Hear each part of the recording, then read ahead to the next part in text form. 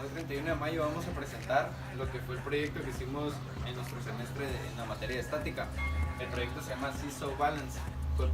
Fue hecho con el propósito de aplicar todo lo que aprendimos durante el semestre en este proyecto y también para ver y comprobar que el movimiento perpetuo no existe.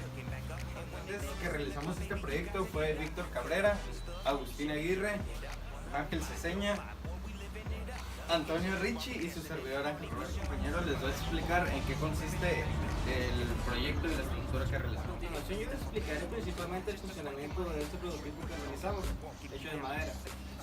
Principalmente los fuerzas que se transmiten hacia la estructura, de esta manera.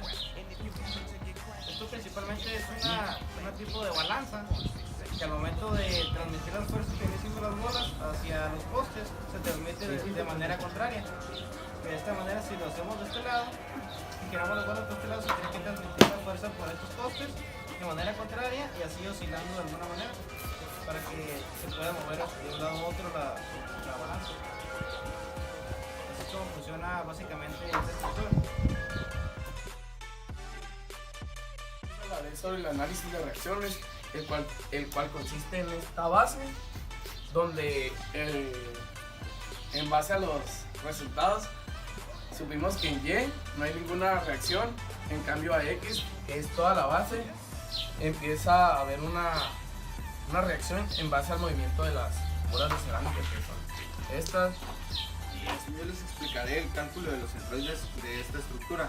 Para calcular un centroide hay que saber qué es un centroide. El centroide es el centro de toda la estructura, el centro de la figura geométrica.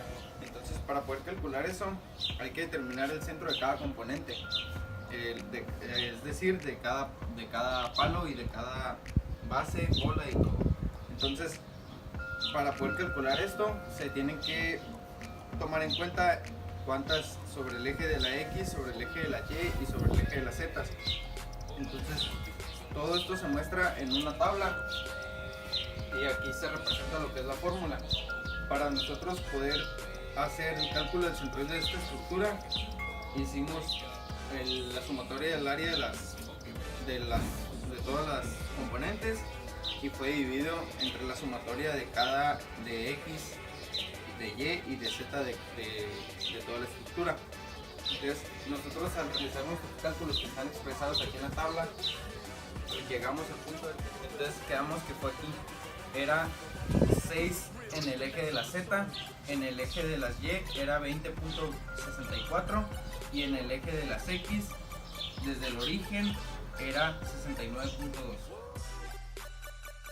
Bueno, yo les voy a explicar el análisis de fricción.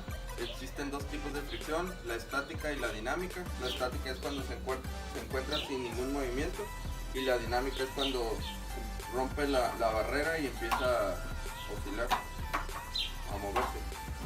Para hacer el cálculo de la fricción nos basamos en que la fricción que se estaba generando era en el punto de apoyo. Utilizando los cálculos de la fórmula supimos que existe una fuerza que está entrando por un lado de la estructura para que se mantenga en equilibrio y existe otra fuerza por debajo que es la que es contraria, o sea, la reacción de esta. Entonces sacamos que la fuerza necesaria para que esta estructura esté en equilibrio es de 33.18 newtons y la fuerza que está haciendo la reacción es de 5.689.57 newtons. Y en base a estos datos pudimos aplicar la fórmula de fricción, sacando el coeficiente de fricción estático y dinámico para poder determinar la fuerza máxima, la fricción máxima que se tiene que generar, o sea, cuando está estáticamente, y la fricción continua, que viene siendo cuando está dinámicamente. Sacamos la fricción máxima, que es de 36.41, que va a ser la que se está reflejando aquí antes de que empiece a estar dinámicamente, y la fricción continua, que es de 35.27, que es cuando ya está oscilando. Entonces no cambia mucho los datos gracias a la masa de la estructura. De lo que es el proyecto.